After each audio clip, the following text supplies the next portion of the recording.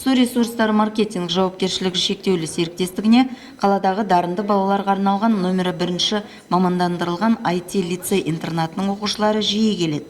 Бұл жолы кәсіпорын жұмысымен танысуға жоғары сыныпта биология пәнін тереңдетіп меңгеруші ұл-қыздар ниет етіпті. Кездесуді ұйымдастырған Аманат партиясы Тұран филиалының төрағасы, кәсіпорын бас директорының орынбасары Абзал Зейнетаев және жетекші партия филиалының атқарушы хатшысы Бақтыбай Әліпов. Аға буын жастарға мамандық таңдауда нық сенім және дұрыс бағыт алудың қажеттігін әңгімеледі.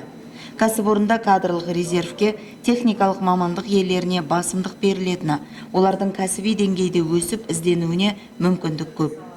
Бүгін біз дарынды балаларға арналған номері 1 мамандандырылған IT лицей интернатының биология пәнінің оқушылары су ресурстар жауапкершілігі шектеулі серіктестігі мекемесіне келіп, мұражайдағы барлық көрнекіліктермен, экспонаттармен танысып, керемет мәліметтер алдық, сонымен қатар ақпараттар алдық.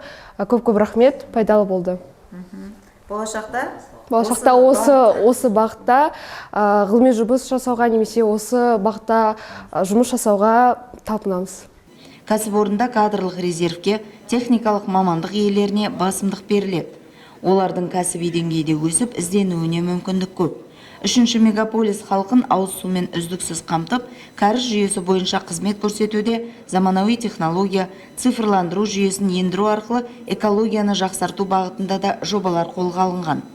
Биология пәнін таңдаған ұл-қыздар өздеріне танымдық сағаттың ұнағанын, қажетті мәлімет алғанын айтты. Еңбек адамы барлық құрметке лайық. Осыны мысал еткен кәсіби мамандар жастарды жоғары білім алып, болашақта жауапкершілігі жоғары стратегиялық маңызға ие кәсіпорында жұмыс істеуге шақырды.